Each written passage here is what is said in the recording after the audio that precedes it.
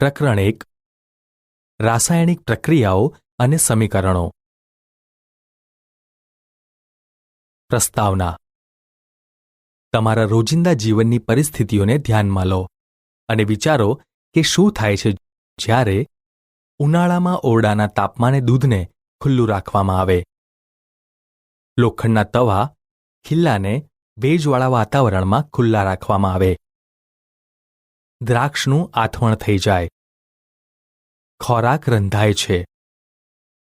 આપણું શરીર ખોરાકનું પાચન કરે છે. આપણે શ્વાસ લઈએ છીએ. ઉપરોક્ત તમામ પરિસ્થિતિઓમાં પ્રારંભિક પદાર્થની પ્રકૃતિ અને તેમની ઓળખમાં કંઈક ને કંઈક પરિવર્તન આવે છે.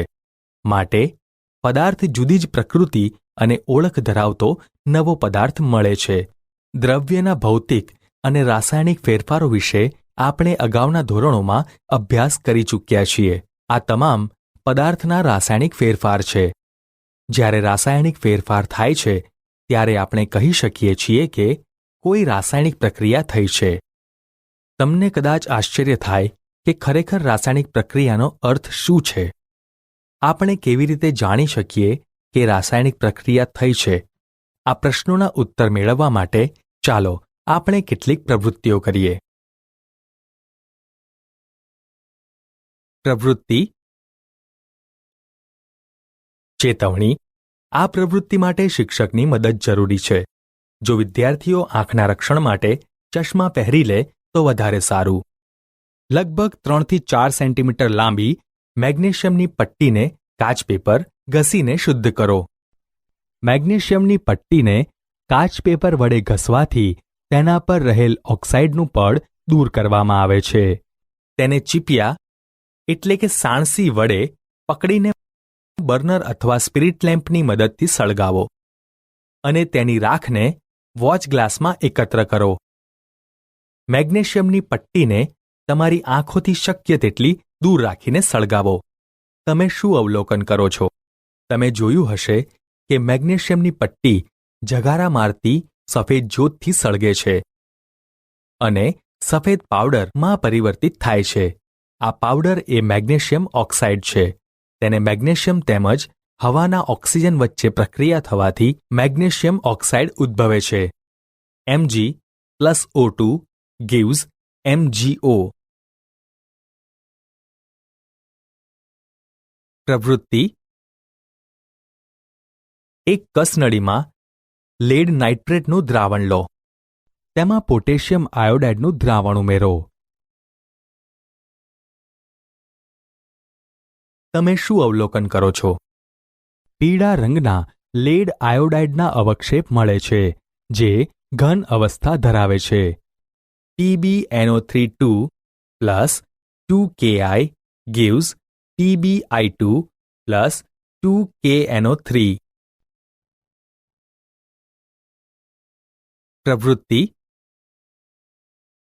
એક કોનિકલ ફ્લાસ્ક અથવા કસનળીમાં થોડા ઝીંકના દાણા એટલે કે દાણાદાર જસત લો. તેમાં મંદ હાઇડ્રોક્લોરિક એસિડ અથવા મંદ સલ્ફ્યુરિક એસિડ ઉમેરો. ચેતવણી. એસિડનો ઉપયોગ સાવચેતીથી કરવો. તમને જસતના દાણાની આજુબાજુ કશુંક થઈ રહ્યું હોય તેવું દેખાય છે?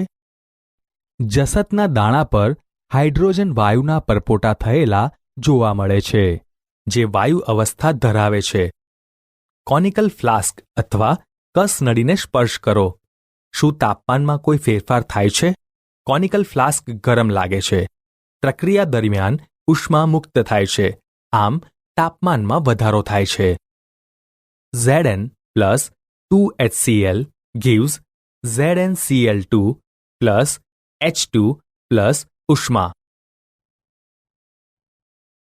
ત્રણેય પ્રવૃત્તિઓના આધારે આપણે કહી શકીએ છીએ કે અવસ્થામાં પરિવર્તન, રંગમાં પરિવર્તન, વાયુનું ઉત્સર્જન, તાપમાનમાં પરિવર્તન.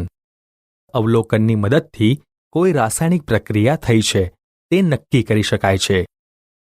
જો આપણે આપણી આસપાસ થતા ફેરફારનું અવલોકન કરીએ તો આપણે જાણી શકીએ છીએ કે આપણી આસપાસ અનેક જુદી જુદી રાસાયણિક પ્રક્રિયાઓ થતી હોય છે. આ પ્રકરણમાં આપણે જુદા જુદા પ્રકારની રાસાયણિક પ્રક્રિયાઓ અને તેના સાંકેતિક નિરૂપણ વિશે અભ્યાસ કરીશું.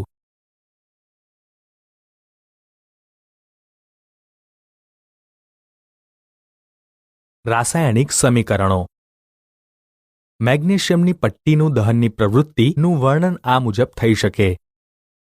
જ્યારે મેગ્નેશિયમની પટ્ટી હવામાં સળગે છે ત્યારે તે મેગ્નેશિયમ ઓક્સાઇડમાં રૂપાંતરિત થાય છે. આ રાસાયણિક પ્રક્રિયા માટે વાક્ય સ્વરૂપ વર્ણન ઘણું લાંબુ થઈ જાય છે. તેને સંક્ષિપ્ત સ્વરૂપે પણ લખી શકાય છે. આમ કરવા માટેનો સૌથી સરળ ઉપરોક્ત પ્રક્રિયા માટે શાબ્દિક સમીકરણ આ પ્રકારે થશે: મેગ્નેશિયમ પ્લસ ઓક્સિજન પ્રક્રિયકો gives મેગ્નેશિયમ ઓક્સાઇડ નિપજ. પ્રક્રિયામાં દર્શાવેલા રાસાયણિક ફેરફાર અનુભવતા મેગ્નેશિયમ અને ઓક્સિજન જેવા પદાર્થો એ પ્રક્રિયકો છે અને પ્રક્રિયા દરમિયાન નવો ઉત્પન્ન થતો પદાર્થ મેગ્નેશિયમ ઓક્સાઇડ એ નિપજ છે. શાબ્દિક સમીકરણ એ પ્રક્રિયકો અને નિપજોની વચ્ચે તીરની નિશાની દ્વારા પ્રક્રિયકોનું નિપજોમાં થતું રૂપાંતર દર્શાવે છે. પ્રક્રિયકોને શાબ્દિક સમીકરણમાં ડાબી તરફ એટલે કે LHS તેમની વચ્ચે ધનચિહ્ન એટલે કે પ્લસ દ્વારા લખાય છે. તેવી જ રીતે નિપજોને જમણી તરફ એટલે કે RHS તેમની વચ્ચે ધનચિહ્ન એટલે કે પ્લસ દ્વારા લખાય છે. તીર નિપજો તરફ હોય છે અને તે પ્રક્રિયાની દિશા દર્શાવે છે.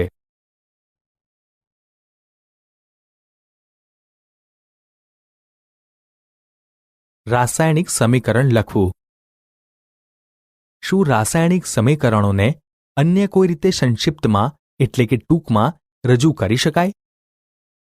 શબ્દોની જગ્યાએ રાસાયણિક સૂત્રોનો ઉપયોગ કરીને આપણે રાસાયણિક સમીકરણોને હજુ વધુ સંક્ષિપ્ત અને ઉપયોગી બનાવી શકીએ છીએ.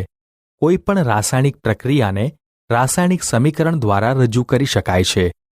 મેગ્નેશિયમ, ઓક્સિજન તેમજ મેગ્નેશિયમ ઓક્સાઇડના સૂત્રોની મદદથી શાબ્દિક સમીકરણને નીચે પ્રમાણે લખી શકાય: Mg plus O2 gives MgO. તીરની નિશાનીની ડાબી તરફ એટલે કે LHS અને જમણી તરફ એટલે કે RHS રહેલા દરેક તત્વના પરમાણુઓની સંખ્યા ગણો અને તેની સરખામણી કરો. શું બંને તરફ દરેકે દરેક તત્વના પરમાણુઓની સંખ્યા સમાન છે? ઓક્સિજન પરમાણુની સંખ્યા પ્રક્રિયક તરફ 2 છે જ્યારે નિપજ તરફ 1 જ છે. પરમાણુઓની સંખ્યા સમાન નથી. જો ન હોય તો સમીકરણ અસમતોલિત કહેવાય છે કારણ કે સમીકરણની બંને તરફના દળ સમાન નથી. આ પ્રકારના રાસાયણિક સમીકરણને પ્રક્રિયા માટેનું માળખાકીય રાસાયણિક સમીકરણ કહેવાય છે. આ સમીકરણ મેગ્નેશિયમની હવામાં સળગવાની પ્રક્રિયા માટેનું માળખાકીય રાસાયણિક સમીકરણ છે.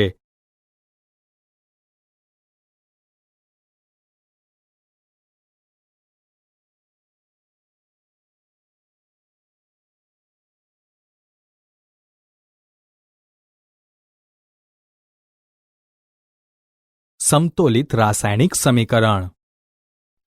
તમે શીખી ગયા તે દ્રવ્ય સંરક્ષણ એટલે કે દળ સંચયનો નિયમ યાદ કરો. કોઈ પણ રાસાયણિક પ્રક્રિયામાં દળ એટલે કે દ્રવ્યનું સર્જન થતું નથી કે તેનો વિનાશ થતો નથી. એટલે કે કોઈ પણ રાસાયણિક પ્રક્રિયાની નિપજોમાં હાજર રહેલા તત્વોનું કુલ દળ એ પ્રક્રિયકોમાં હાજર રહેલા તત્વોનું દળ જેટલું હોય છે. બીજા શબ્દોમાં કહીએ તો કોઈ પણ રાસાયણિક પ્રક્રિયા શરૂ થયા પહેલા અને પૂર્ણ થયા બાદ તેમાં રહેલા દરેક તત્વોના પરમાણુઓની સંખ્યા સમાન રહે છે. શું રાસાયણિક સમીકરણ સમતોલિત છે? ના. તેથી જ માળખાકીય રાસાયણિક સમીકરણને સમતોલિત કરવું જરૂરી બને છે. ચાલો આપણે રાસાયણિક સમીકરણને સમતોલિત કરતા શીખીએ. જસતના દાણા સાથે સલ્ફ્યુરિક એસિડની કોનિકલ ફ્લાસ્કમાં થતી રાસાયણિક પ્રક્રિયાનું શાબ્દિક સમીકરણ આ પ્રમાણે રજૂ કરી શકાય: જસત એટલે કે zinc plus sulphuric acid gives zinc sulphate plus hydrogen. શાબ્દિક સમીકરણને રાસાયણિક સમીકરણ દ્વારા રજૂ કરી શકાય. Zn plus H2SO4 gives ZnSO4 plus H2. ચાલો આપણે તીરની નિશાનીની બંને તરફ રહેલા જુદા જુદા તત્વોના પરમાણુઓની સંખ્યા ચકાસીએ.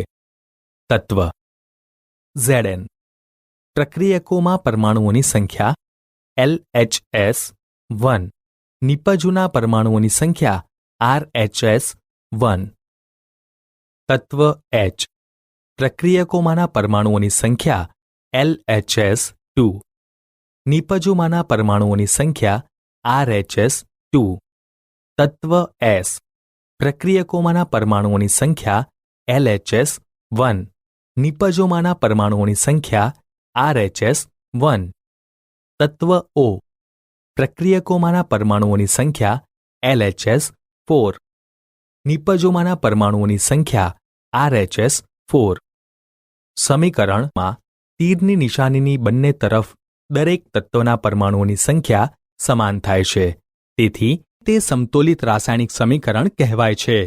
ચાલો બીજું અસમતોલિત રાસાયણિક સમીકરણને સમતોલિત કરવાનો પ્રયત્ન કરીએ. Fe plus H2O gives Fe3O4 plus H2. તબક્કો 1. રાસાયણિક સમીકરણને સમતોલિત કરવા માટે સૌપ્રથમ દરેક સૂત્રની ફરતે એક બોક્સ બનાવો. તબક્કો 2. અસમતોલિત સમીકરણમાં હાજર રહેલા જુદા જુદા તત્વોના પરમાણુઓની સંખ્યાની યાદી બનાવો. તત્વ Fe પ્રક્રિયકોમાં પરમાણુઓની સંખ્યા LHS 1, નિપજોમાંના પરમાણુઓની સંખ્યા RHS 3.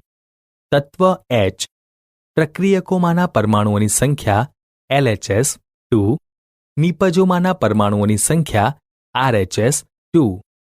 તત્વ O પ્રક્રિયકોમાંના પરમાણુઓની સંખ્યા LHS 1, નિપજોમાંના પરમાણુઓની સંખ્યા RHS 4.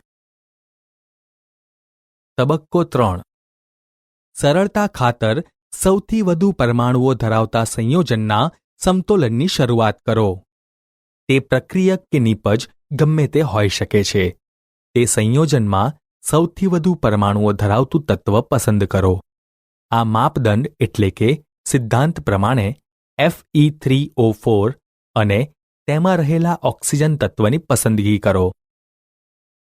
જમણી તરફ ઓક્સિજનના 4 પરમાણુઓ છે, જ્યારે ડાબી તરફ ઓક્સિજન પરમાણુ ધરાવતું સંયોજન H2Oમાં ફક્ત એક જ ઓક્સિજનનો પરમાણુ છે. આથી ઓક્સિજનના પરમાણુઓને સમતોલિત કરવા માટે H2Oને 4 વડે ગુણવા પડે. ઓક્સિજનના પરમાણુઓ 1 શરૂઆતમાં, પ્રક્રિયકોમાં 1 H2Oમાં, નિપજોમાં 4 Fe3O4માં. 2 સમતોલિત કરવા માટે પ્રક્રિયકોમાં 1x4, નિપજોમાં 4. તે ચોક્કસપણે યાદ રાખવું જરૂરી છે કે પરમાણુઓની સંખ્યા સમાન કરવા માટે આપણે પ્રક્રિયામાં ભાગ લેતા સંયોજનો કે તત્વોના સૂત્રો બદલી શકતા નથી. ઉદાહરણ તરીકે ઓક્સિજનના પરમાણુઓને સમતોલિત કરવા માટે આપણે 4 સહગુણક મૂકો 4H2O લખી શકીએ, પરંતુ H2O4 અથવા H2O બ્રેકેટ ક્લોઝ 4 ન લખી શકાય. હવે આંશિક રીતે સમતોલિત સમીકરણ નીચે મુજબ થશે. Fe plus 4H2O gives Fe3O4 plus H2. તબક્કો 4. આયન એટલે કે લોખંડ Fe અને હાઇડ્રોજન H પરમાણુઓ હજી પણ સમતોલિત નથી. આ તત્વો પૈકી કોઈ એકને પસંદ કરીને આગળ વધીએ. ચાલો આપણે આ આંશિક રીતે સમતોલિત સમીકરણમાં હાઇડ્રોજન પરમાણુઓને સમતોલિત કરીએ. H પરમાણુઓની સંખ્યા ડાબી બાજુમાં હાઇડ્રોજન પરમાણુ 4 H2Oના અણુમાં 4x2 એટલે કે 8 છે. સમાન કરવા માટે જમણી તરફ હાઇડ્રોજન અણુઓને 4 વડે ગુણવા પડે. માટે હાઇડ્રોજન અણુની સંખ્યા 4 કરો. હાઇડ્રોજનના પરમાણુઓ 1 શરૂઆતમાં, પ્રક્રિયકોમાં 8 4H2O માં, નિપજોમાં 2H2 માં. 2. સમતોલિત કરવા માટે પ્રક્રિયકોમાં 8, નિપજોમાં 2 × 4. સમીકરણ આ પ્રમાણે થશે: Fe plus 4H2O gives Fe3O4 plus 4H2. તબક્કો 5. ઉપરોક્ત સમીકરણ ચકાસો અને સમતોલિત ન હોય તેવું ત્રીજું તત્વ પસંદ કરો. તમે જોશો કે માત્ર એક જ તત્વનું સંતુલન બાકી છે અને તે આયન એટલે કે લોખંડ Fe છે. Fe ને સમતોલિત કરવા માટે Fe પરમાણુઓની સંખ્યા ડાબી બાજુમાં ફક્ત એક જ પરમાણુ છે, જ્યારે જમણી બાજુ 3 હોવાથી ડાબી બાજુ Fe પરમાણુ 3 વડે ગુણવા પડે. આપણે ડાબી તરફ Fe ના 3 પરમાણુ લઈએ.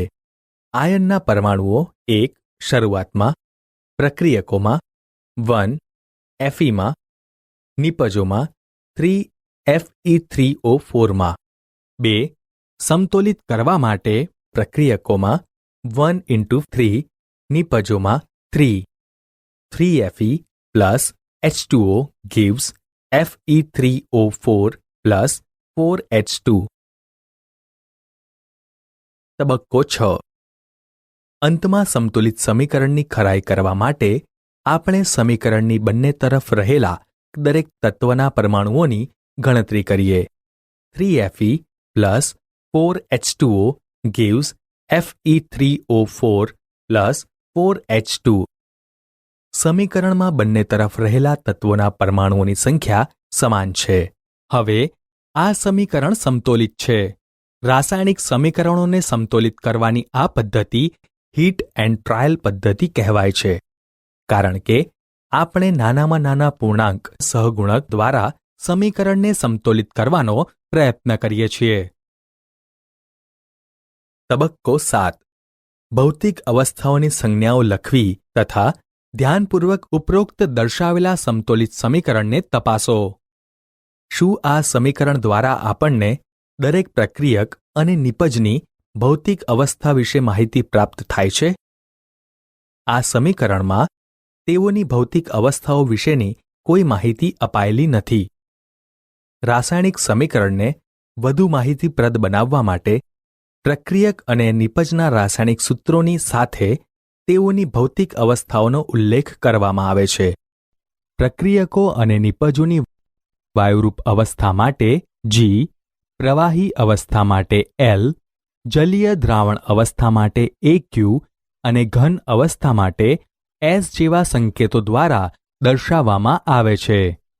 પાણીમાં બનેલા દ્રાવણમાં પ્રક્રિયક અથવા નિપજ હાજર હોય તો જલીય એટલે કે એક્વિયસ AQ શબ્દ લખાય છે. હવે આ સમતોલિત સમીકરણમાં તેઓની ભૌતિક અવસ્થાઓ વડે આ પ્રમાણે દર્શાવવામાં આવે છે. 3Fe solid plus 4H2O gas gives Fe3O4 solid plus 4H2 gas. અત્રે નોંધનીય છે કે H2O ની સાથે G સંજ્ઞાનો ઉપયોગ તે દર્શાવે છે કે આ પ્રક્રિયામાં પાણીનો ઉપયોગ વરાળ એટલે કે બાષ્પ સ્વરૂપે કરવામાં આવ્યો છે. સામાન્ય રીતે જ્યાં સુધી જરૂરી ન હોય ત્યાં સુધી રાસાયણિક સમીકરણમાં ભૌતિક અવસ્થાઓનો સમાવેશ કરવામાં આવતો નથી. આ તબક્કાઓના ઉપયોગ દ્વારા શું તે પાઠ્યપુસ્તકમાં આપેલ સમીકરણ સમતોલિત કરી શકશો? Mg plus O2 gives MgO. અહીં ડાબી બાજુ ઓક્સિજનના પરમાણુઓની સંખ્યા વધુ છે, માટે સૌપ્રથમ તેને સમતુલિત કરવા માટે જમણી બાજુ MgO નિપજને 2 વડે ગુણવી પડે. આથી સમીકરણ Mg plus O2 gives 2MgO થશે. હવે જમણી બાજુ Mg ના પરમાણુઓની સંખ્યા 2 હોવાથી ડાબી બાજુ Mg પરમાણુને 2 વડે ગુણવા પડે. આથી સમતોલિત સમીકરણ 2Mg plus O2 gives 2MgO થશે. નીચે દર્શાવેલ પ્રક્રિયાઓ માટે ભૌતિક અવસ્થાઓની સંજ્ઞા સહિતના સમતુલિત રાસાયણિક સમીકરણ લખો. 1. પાણીમાં બનાવેલા બેરિયમ ક્લોરાઇડ અને સોડિયમ સલ્ફેટના દ્રાવણો વચ્ચે પ્રક્રિયા થઈ અદ્રાવ્ય બેરિયમ સલ્ફેટ અને સોડિયમ ક્લોરાઇડનું દ્રાવણ મળે છે. પાણીના બનેલા બેરિયમ ક્લોરાઇડના દ્રાવણ માટે AQ તેમજ પાણીમાં બનેલા સોડિયમ સલ્ફેટના દ્રાવણ માટે પણ AQ વચ્ચે પ્રક્રિયા થઈ અદ્રાવ્ય એટલે કે ઘન સ્વરૂપે બેરિયમ સલ્ફેટ માટે S જ્યારે દ્રાવણ સોડિયમ ક્લોરાઇડ માટે AQ. 2. સોડિયમ હાઇડ્રોક્સાઇડ દ્રાવણ હાઇડ્રોક્લોરિક એસિડ દ્રાવણ સાથે પ્રક્રિયા કરી સોડિયમ ક્લોરાઇડ દ્રાવણ અને પાણી ઉત્પન્ન કરે છે. પાણીમાં બનેલા સોડિયમ હાઇડ્રોક્સાઇડ દ્રાવણ માટે AQ તેમજ પાણીમાં બનેલા હાઇડ્રોક્લોરિક એસિડના દ્રાવણ માટે AQ વચ્ચે પ્રક્રિયા કરી સોડિયમ ક્લોરાઇડ દ્રાવણ માટે AQ અને પાણી પ્રવાહી માટે L. રાસાયણિક પ્રક્રિયાઓ માટે સમતુલિત સમીકરણ લખો. 1. Hydrogen plus chlorine gives hydrogen chloride. H2 plus Cl2 gives 2HCl. 2. Barium chloride plus aluminium sulphate gives barium sulphate plus aluminium chloride. 3. BaCl2 plus Al2SO4 gives 3BaSO4 plus 2AlCl3. કેટલીક વખત પ્રક્રિયા માટે પ્રક્રિયા પરિસ્થિતિ જેવી કે તાપમાન, દબાણ, ઉદ્દીપક વગેરે દર્શાવવા સમીકરણમાં તીરની નિશાની ઉપર તરફ અથવા નીચે તરફ દર્શાવવામાં આવે છે. ઉદાહરણ તરીકે CO ગેસ પ્લસ 2H2 ગેસની 340 વાતાવરણના દબાણે પ્રક્રિયા થઈ CH3OH લિક્વિડ એટલે કે મિથેનોલ મળે છે. 6CO2 એક્યુઅસ પ્લસ 12H2O લિક્વિડની સૂર્યપ્રકાશ સાથે હરિતકણની હાજરીમાં પ્રક્રિયા થઈ C6H12O6 aqueous plus 6O2 aqueous plus 6H2O liquid મળે છે.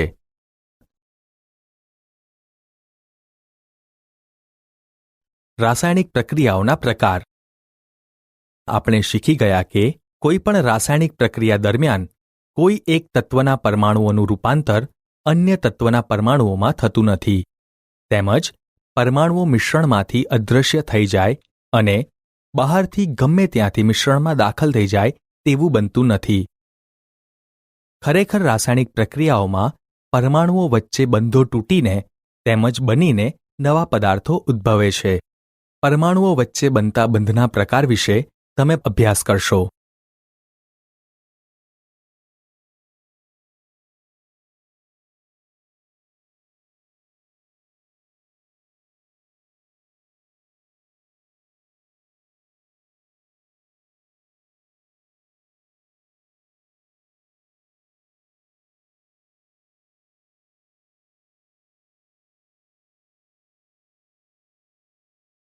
સંયોગીકરણ પ્રક્રિયા.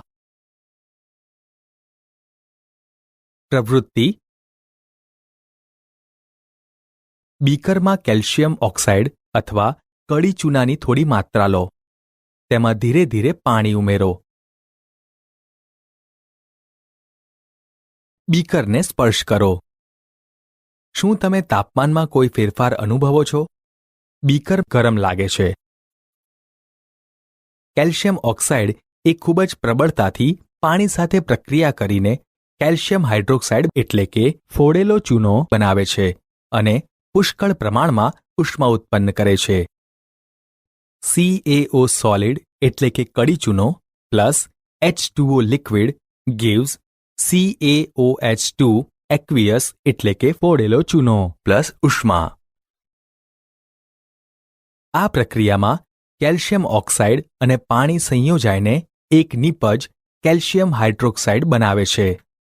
આવી પ્રક્રિયા કે જેમાં બે કે તેથી વધુ પ્રક્રિયકોમાંથી એક જ નિપજનું નિર્માણ થાય તેને સંયોગીકરણ પ્રક્રિયા કહે છે. પ્રક્રિયામાં ઉદ્ભવેલા ફોડેલા ચૂનાના દ્રાવણનો ઉપયોગ દિવાલ ધોળવા માટે થાય છે. કેલ્શિયમ હાઇડ્રોક્સાઇડ એ હવામાંના કાર્બન ડાયોક્સાઇડ સાથે ધીમી પ્રક્રિયા દ્વારા દિવાલો પર કેલ્શિયમ કાર્બોનેટનું પાતળું સ્તર બનાવે છે. દિવાલ ધોળ્યા બાદ 2-3 દિવસ પછી કેલ્શિયમ કાર્બોનેટનું નિર્માણ થાય છે, જેથી દિવાલો પર ચમક આવી જાય છે. અહીં નોંધવા જેવી રોચક વાત એ છે કે આરસ પહાડનું રાસાયણિક સૂત્ર પણ CaCO3 છે. CaOH2 એક્વિયસ એટલે કે calcium hydroxide plus CO2 gas gives CaCO3 solid એટલે કે calcium carbonate plus H2O liquid.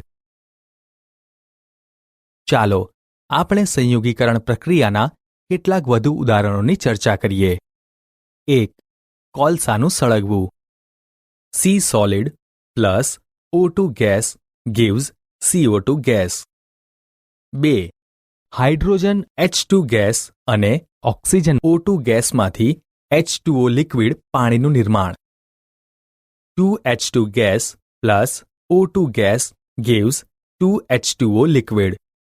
સરળ ભાષામાં કહી શકીએ છીએ કે જ્યારે 2 કે તેથી વધુ પદાર્થ એટલે કે તત્વો કે સંયોજનો સંયોજાઈને એક જ સંયોજનનું નિર્માણ કરે છે, ત્યારે તે પ્રક્રિયાઓને સંયોગીકરણ પ્રક્રિયાઓ કહે છે.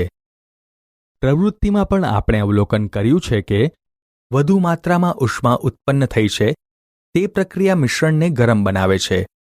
આવી પ્રક્રિયાઓ કે જેમાં નિપજોના નિર્માણની સાથે ઉષ્મા મુક્ત થાય છે તેને ઉષ્માક્ષેપક રાસાયણિક પ્રક્રિયા કહે છે. ઉષ્માક્ષેપક પ્રક્રિયાઓના અન્ય ઉદાહરણો. 1. કુદરતી વાયુનું સળગવું એટલે કે દહન. CH4 gas plus 2O2 gas gives CO2 gas plus 2H2O gas. 2. શું તમે જાણો છો કે શ્વસન એ ઉષ્માક્ષેપક પ્રક્રિયા એટલે કે પ્રક્રમ છે? આપણે સૌ જાણીએ છીએ કે જીવવા માટે આપણને ઊર્જાની જરૂર પડે છે. આપણે જે ખોરાક ખાઈએ છીએ તેમાંથી આ ઊર્જા મળે છે. પાચન દરમિયાન ખોરાક વધુ સરળ પદાર્થોમાં વિભાજિત થાય છે. ઉદાહરણ તરીકે ભાત, બટાકા અને બ્રેડમાં કાર્બોદિત પદાર્થો હોય છે. આ કાર્બોદિત પદાર્થોનું વિભાજન થઈ ગ્લુકોઝ ઉદ્ભવે છે. આ ગ્લુકોઝ આપણા શરીરના કોષોમાં રહેલા ઓક્સિજન સાથે સંયોજાઈને ઊર્જા પૂરી પાડે છે. આ પ્રક્રિયાનું વિશિષ્ટ નામ શ્વસન છે. C6H12O6 aqueous plus 6O2 aqueous gives 6CO2 aqueous plus 6H2O liquid plus ઊર્જા. 3. વનસ્પતિ દ્રવ્યનું વિઘટન થઈ ખાતર બનવું તે પણ ઉષ્માક્ષેપક પ્રક્રિયાનું ઉદાહરણ છે. પ્રવૃત્તિમાં થતી મેગ્નેશિયમ તેમજ હવાના ઓક્સિજન વચ્ચે પ્રક્રિયા થવાથી મેગ્નેશિયમ ઓક્સાઇડ ઉદ્ભવે છે. પ્રક્રિયાનો પ્રકાર ઓળખો કે જેમાં એક જ નિપજના નિર્માણ સાથે ઉષ્મા ઉદ્ભવે છે. પ્રક્રિયાનો પ્રકાર સંયોગીકરણ પ્રક્રિયા અને ઉષ્માક્ષેપક પ્રક્રિયા છે.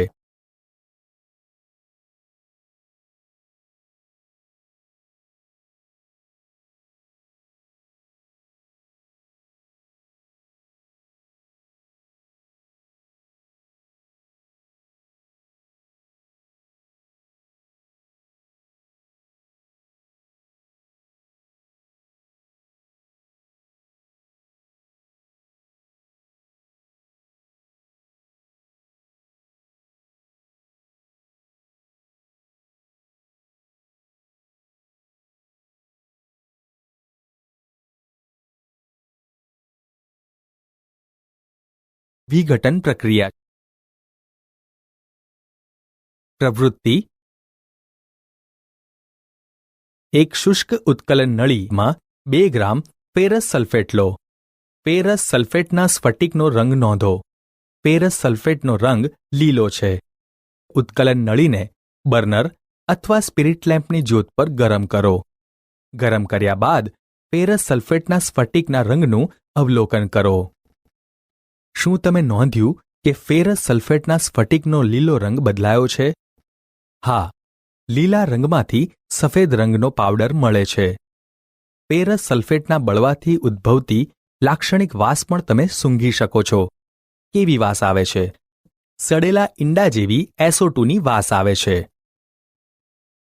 2FeSO4 સોલિડ એટલે કે ફેરસ સલ્ફેટની ઉષ્મા સાથે પ્રક્રિયા કરવાથી Fe2O3 સોલિડ એટલે કે ferric oxide plus SO2 gas plus SO3 gas મળે. આ પ્રક્રિયામાં તમે જોઈ શકો છો કે એક જ પ્રક્રિયક તૂટીને એક કરતાં વધુ સરળ નિપજો આપે છે. આ પ્રક્રિયા એ વિઘટન પ્રક્રિયા છે. ફેરસ સલ્ફેટ એટલે કે FeSO4 7H2O ના સ્ફટિકને ગરમ કરતા તેમાંથી પાણી દૂર થાય છે અને સ્ફટિકનો રંગ બદલાઈને સફેદ થાય છે. ઉપરાંત તે ફેરિક ઓક્સાઇડ એટલે કે Fe2O3, સલ્ફર ડાયોક્સાઇડ SO2 અને સલ્ફર ટ્રાયોક્સાઇડ SO3 માં વિઘટિત થાય છે. ફેરિક ઓક્સાઇડ એક ઘન છે જ્યારે SO2 અને SO3 વાયુઓ છે. કેલ્શિયમ કાર્બોનેટનું ઉષ્મા આપવાથી કેલ્શિયમ ઓક્સાઇડ અને કાર્બન ડાયોક્સાઇડમાં થતું વિઘટન એ વિવિધ ઉદ્યોગોમાં ઉપયોગમાં લેવામાં આવતી એક અગત્યની વિઘટન પ્રક્રિયા છે. કેલ્શિયમ ઓક્સાઇડને ચૂનો અથવા કળી ચૂનો કહે છે અને તેના અનેક ઉપયોગો પૈકી એક સિમેન્ટની બનાવટમાં થાય છે. ઉષ્માની મદદથી કરવામાં આવતી વિઘટન પ્રક્રિયાને ઉષ્મીય વિઘટન કહે છે.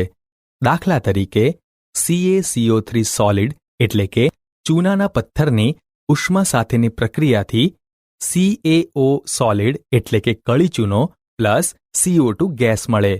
ઉષ્મીય વિઘટનનું અન્ય ઉદાહરણ પ્રવૃત્તિમાં છે.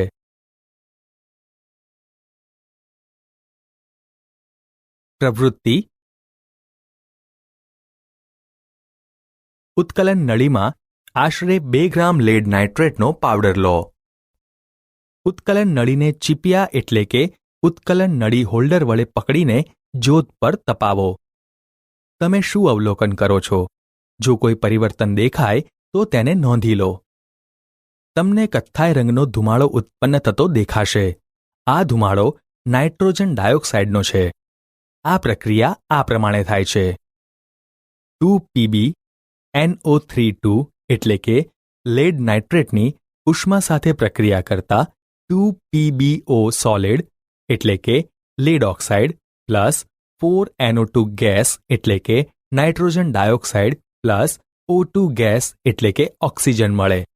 ચાલો આપણે પ્રવૃત્તિમાં દર્શાવેલી કેટલીક વધુ વિઘટન પ્રક્રિયાઓ કરીએ.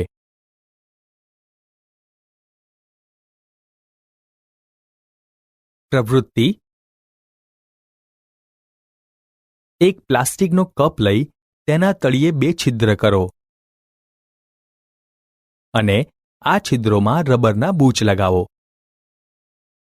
આ રબરના બૂચમાં કાર્બનના વિદ્યુત ધ્રુવો દાખલ કરો. આ વિદ્યુત ધ્રુવોને 6 વોલ્ટના વિદ્યુતીય કોષ એટલે કે બેટરી સાથે જોડો. વિદ્યુત ધ્રુવો કપમાં ડૂબે તે રીતે કપમાં પાણી ભરી દો.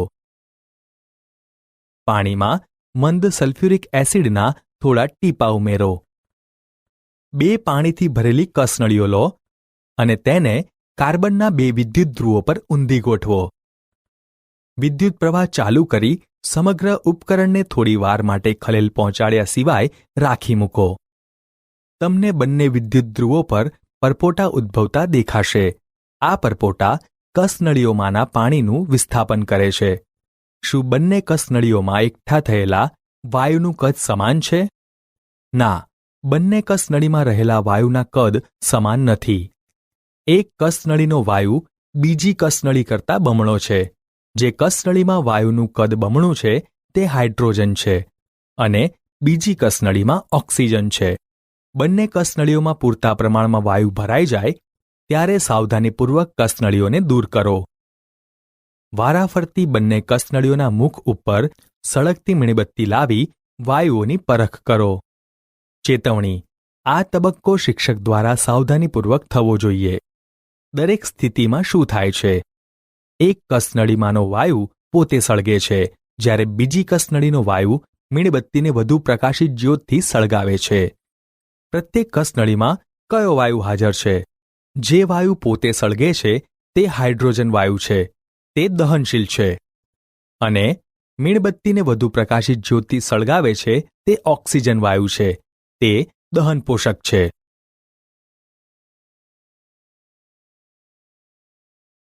પ્રવૃત્તિ: એક ચાઇના ડીશમાં 2 ગ્રામ સિલ્વર ક્લોરાઇડ લો. તેનો રંગ કયો છે? તેનો રંગ સફેદ છે. થોડીવાર માટે ચાઇના ડીશને સૂર્યપ્રકાશમાં મૂકો. થોડા સમય પછી સિલ્વર ક્લોરાઇડના રંગનું અવલોકન કરો. તમે જોશો કે સૂર્યપ્રકાશમાં સફેદ સિલ્વર ક્લોરાઇડનું રૂપાંતર રાખોડી રંગના પદાર્થમાં થાય છે. પ્રકાશને કારણે સિલ્વર ક્લોરાઇડનું વિઘટન ચાંદી એટલે કે સિલ્વર અને ક્લોરીનમાં થવાને કારણે આમ બને છે. 2AgCl સોલિડની સૂર્યપ્રકાશમાં પ્રક્રિયા કરતા 2Ag solid plus Cl2 gas મળે. સિલ્વર બ્રોમાઇડ પણ આ જ પ્રકારે વર્તે છે. 2AgBr સોલિડની સૂર્યપ્રકાશમાં પ્રક્રિયા કરતા 2Ag solid plus Br2 gas મળે. દર્શાવેલી પ્રક્રિયાઓ શ્યામ અને શ્વેત એટલે કે બ્લેક એન્ડ વ્હાઇટ ફોટોગ્રાફીમાં વપરાય છે. કયા પ્રકારની ઉર્જાના કારણે આ વિઘટન પ્રક્રિયાઓ થાય છે? પ્રકાશ ઉર્જાના કારણે આ પ્રક્રિયા થાય છે. આપણે જોયેલું છે કે વિઘટન પ્રક્રિયાઓમાં પ્રક્રિયકોને તોડવા માટે ઉષ્મા, પ્રકાશ અથવા વિદ્યુત સ્વરૂપે ઉર્જા જરૂરી છે. જે પ્રક્રિયાઓમાં ઉષ્મા શોષાતી હોય તેવી પ્રક્રિયાઓને ઉષ્મા શોષક પ્રક્રિયાઓ કહે છે.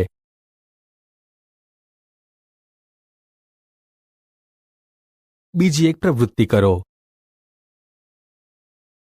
એક કસનળીમાં આશરે 2 ગ્રામ બેરિયમ હાઇડ્રોક્સાઇડ લો.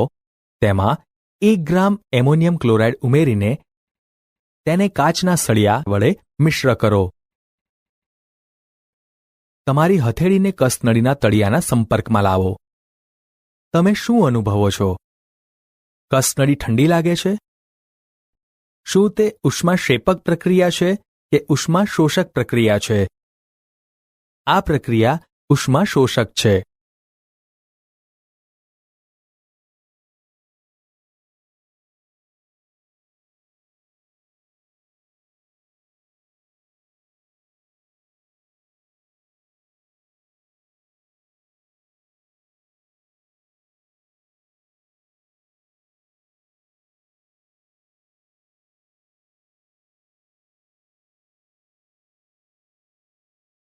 વિસ્થાપન પ્રક્રિયા. પ્રવૃત્તિ: લોખંડની 3 ખીલીઓ લઈ તેને કાચ પેપર પર ઘસીને સાફ કરો.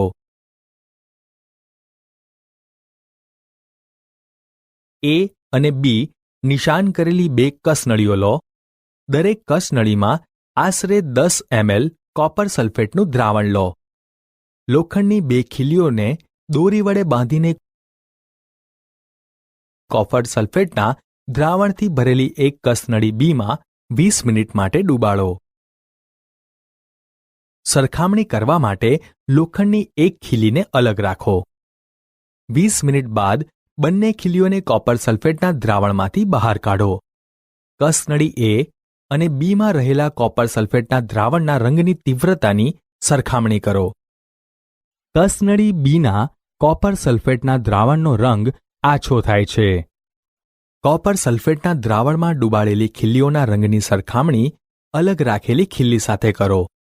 કોપર સલ્ફેટના દ્રાવણમાં ડૂબાડેલી લોખંડની ખીલી કથ્થાઈ રંગની થાય છે.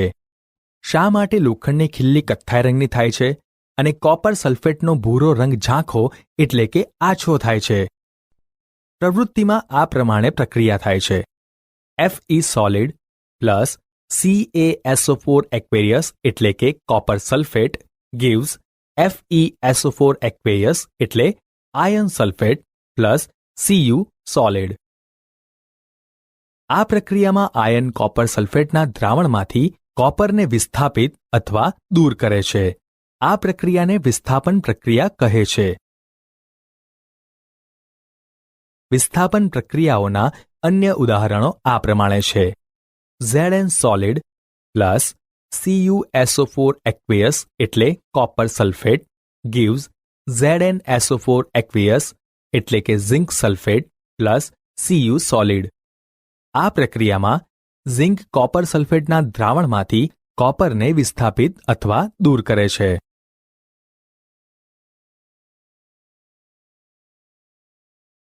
Pb solid plus CuCl2 aqueous એટલે કે copper chloride gives PbCl2 aqueous એટલે કે lead chloride plus Cu solid.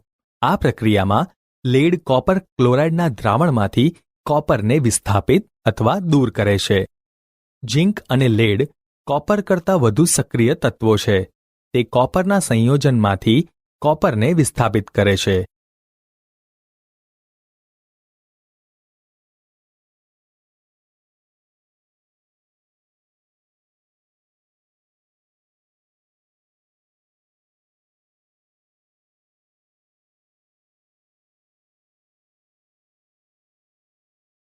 દ્વિવિસ્થાપન પ્રક્રિયા. પ્રવૃત્તિ. એક કસનળીમાં આશરે 3 ml સોડિયમ સલ્ફેટનું દ્રાવણ લો. બીજી કસનળીમાં આશરે 3 ml બેરિયમ ક્લોરાઇડનું દ્રાવણ લો. બંને દ્રાવણ મિશ્ર કરો. તમે શું અવલોકન કરો છો? તમે જોશો કે સફેદ પદાર્થ કે જે પાણીમાં અદ્રાવ્ય છે તેનું નિર્માણ થાય છે. આ અદ્રાવ્ય પદાર્થને અવક્ષેપ કહે છે. એવી કોઈ પણ પ્રક્રિયા કે જે અવક્ષેપ ઉત્પન્ન કરે છે તેને અવક્ષેપન પ્રક્રિયા કહે છે. Na2SO4 aqueous એટલે કે sodium sulphate plus BaCl2 aqueous એટલે કે barium chloride gives BaSO4 solid એટલે કે barium sulphate plus 2NaCl aqueous એટલે કે સોડિયમ ક્લોરાઇડ. આમ થવાનું કારણ શું? Na2SO4 ના દ્રાવણમાંથી SO4 માઇનસ આયન અને BaCl2 ના દ્રાવણમાંથી Ba+2 આયન વચ્ચે પ્રક્રિયા થઈ BaSO4 ના સફેદ અવક્ષેપ મળે છે. બીજી ઉદ્ભવતી નિપજ સોડિયમ ક્લોરાઇડ છે કે જે દ્રાવણમાં જ રહે છે. આવી પ્રક્રિયાઓ કે જેમાં પ્રક્રિયકો વચ્ચે બે આયનોની આપ-લે થતી હોય તેને દ્વિવિસ્થાપન પ્રક્રિયા કહે છે. પ્રવૃત્તિ. યાદ કરો કે જેમાં લેડ નાઇટ્રેટ અને પોટેશિયમ આયોડાઇડના દ્રાવણને મિશ્ર કરેલા છે. 1. ઉત્પન્ન થયેલા અવક્ષેપ કયા રંગના હતા? ઉત્પન્ન થયેલા અવક્ષેપ પીળા રંગના હતા. તમે અવક્ષેપિત થયેલા સંયોજનનું નામ આપી શકશો? હા, અવક્ષેપિત થયેલા સંયોજનનું નામ લેડ આયોડાઇડ છે. 2. આ પ્રક્રિયા માટે સંતુલિત રાસાયણિક સમીકરણ લખો. આ પ્રક્રિયાનું સંતુલિત સમીકરણ PbNO3 plus 2Ki gives PbI2 plus 2KNO3. 3. શું આ પણ દ્વિવિસ્થાપિત પ્રક્રિયા છે? હા, આ પણ દ્વિવિસ્થાપિત પ્રક્રિયા છે. કારણ કે Pb+2 અને I- બે આયનો વચ્ચે પ્રક્રિયા થઈને PbI2 ઉદ્ભવે છે.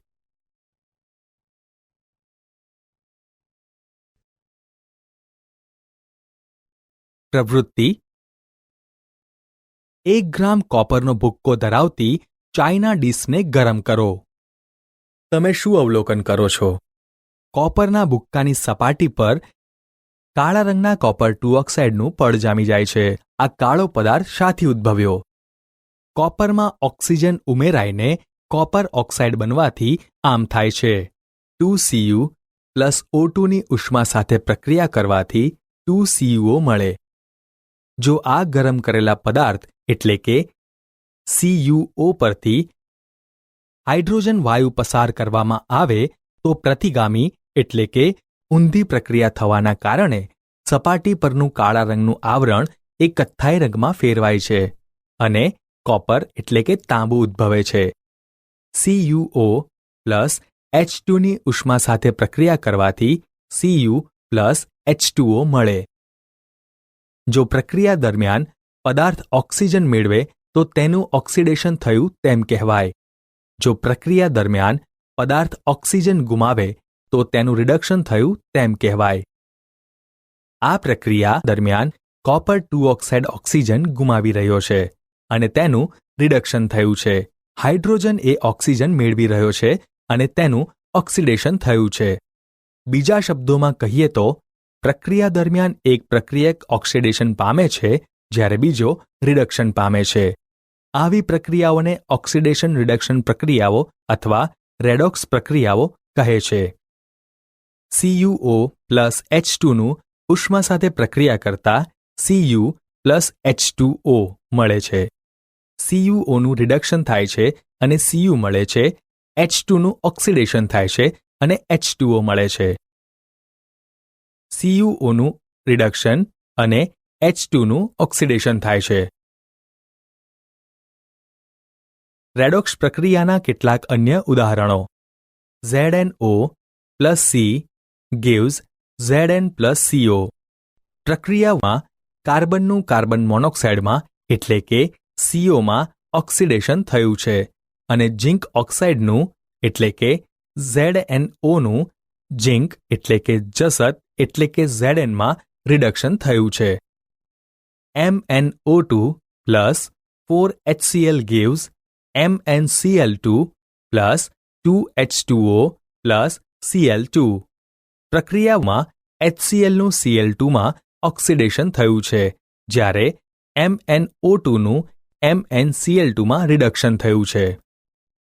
4Na solid plus O2 gas gives 2Na2O solid. પ્રક્રિયામાં Na નું ઓક્સિડેશન થયું જ્યારે ઓક્સિજનનું રિડક્શન થયું.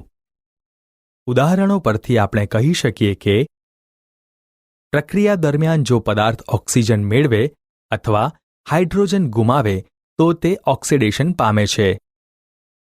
જો પ્રક્રિયા દરમિયાન પદાર્થ ઓક્સિજન ગુમાવે અથવા હાઇડ્રોજન મેળવે તો તે રિડક્શન પામે છે.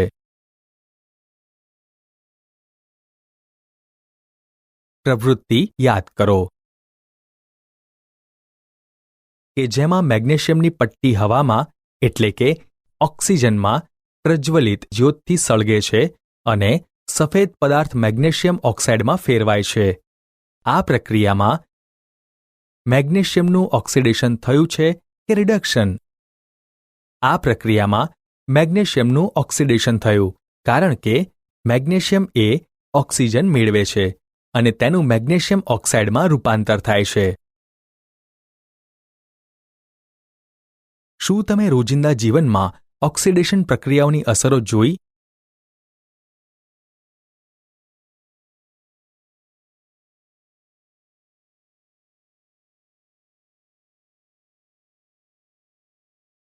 સારણ. તમે ચોક્કસ જોયું હશે કે લોખંડની નવી વસ્તુઓ ચમકદાર એટલે કે ચળકતી હોય છે, પરંતુ થોડા સમય બાદ તેની પર લાલાશ પડતા કથ્થઈ રંગના પાવડરનું આવરણ જામી જાય છે. આ પ્રક્રિયાને સામાન્ય રીતે લોખંડના સારણ તરીકે ઓળખવામાં આવે છે. કેટલીક અન્ય ધાતુઓ આ જ પદ્ધતિથી ઝાંખી પડે છે.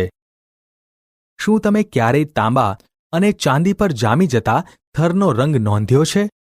હા, તાંબા પર લાગતો લીલા રંગનો થર અને ચાંદી પર લાગતો કાળા રંગનો થર એક સારણના અન્ય ઉદાહરણો છે. જ્યારે ધાતુ પર તેની આસપાસના પદાર્થો જેવા કે ભેજ, એસિડ વગેરેનો હુમલો થાય ત્યારે તેને ક્ષયન થયું એમ કહેવાય અને આ પ્રક્રિયાને ક્ષારણ કહેવાય. ક્ષારણને કારણે મોટરકારના મુખ્ય ભાગ, પુલ, લોખંડના પાટા, જહાજ તેમજ એવી તમામ વસ્તુઓ કે જે ધાતુની તેમજ ખાસ કરીને લોખંડની બનેલી હોય તેને નુકસાન થાય છે. લોખંડનું ક્ષારણ થવું એ એક ગંભીર સમસ્યા છે. દર વર્ષે નુકસાની પામેલા લોખંડને બદલવામાં ઘણો વધારે ખર્ચ થાય છે. તમે આગળના પ્રકરણમાં ક્ષારણ વિશે વધુ શીખશો.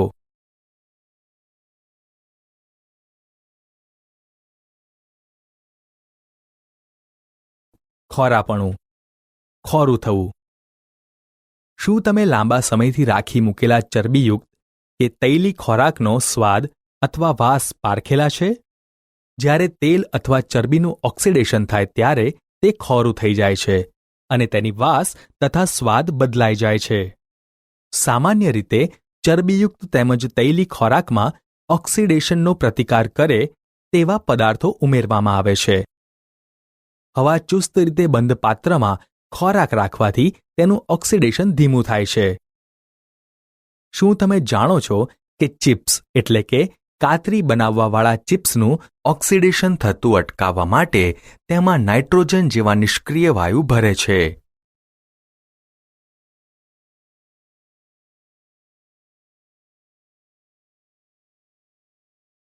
રાસાયણિક સમીકરણો. મેગ્નેશિયમની પટ્ટીનું દહનની પ્રવૃત્તિનું વર્ણન આ મુજબ થઈ શકે. જ્યારે મેગ્નેશિયમની પટ્ટી હવામાં સળગે છે ત્યારે તે મેગ્નેશિયમ ઓક્સાઇડમાં રૂપાંતરિત થાય છે. આ રાસાયણિક પ્રક્રિયા માટે વાક્ય સ્વરૂપ વર્ણન ઘણું લાંબુ થઈ જાય છે. તેને સંક્ષિપ્ત સ્વરૂપે પણ લખી શકાય છે. આમ કરવા માટેનો સૌથી સરળ ઉપરોક્ત પ્રક્રિયા માટે શાબ્દિક સમીકરણ આ પ્રકારે થશે: મેગ્નેશિયમ પ્લસ ઓક્સિજન પ્રક્રિયકો gives મેગ્નેશિયમ ઓક્સાઇડ નિપજ.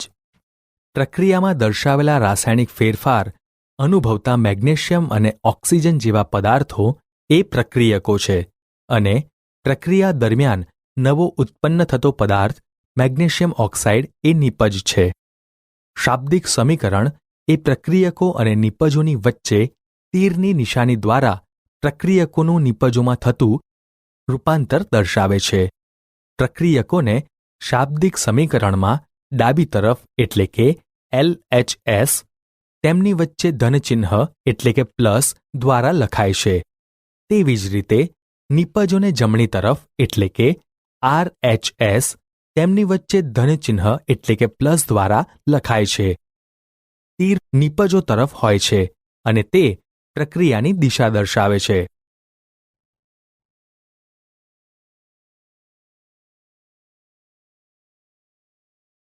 રાસાયણિક સમીકરણ લખવું. શું રાસાયણિક સમીકરણોને અન્ય કોઈ રીતે સંક્ષિપ્તમાં એટલે કે ટૂંકમાં રજૂ કરી શકાય? શબ્દોની જગ્યાએ રાસાયણિક સૂત્રોનો ઉપયોગ કરીને આપણે રાસાયણિક સમીકરણોને હજુ વધુ સંક્ષિપ્ત અને ઉપયોગી બનાવી શકીએ છીએ.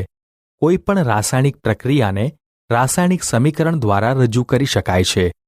મેગ્નેશિયમ, ઓક્સિજન તેમજ મેગ્નેશિયમ ઓક્સાઇડના સૂત્રોની મદદથી શાબ્દિક સમીકરણને નીચે પ્રમાણે લખી શકાય: Mg plus O2 gives MgO. તીરની નિશાનીની ડાબી તરફ એટલે કે LHS અને જમણી તરફ એટલે કે RHS રહેલા દરેક તત્વના પરમાણુઓની સંખ્યા ગણો.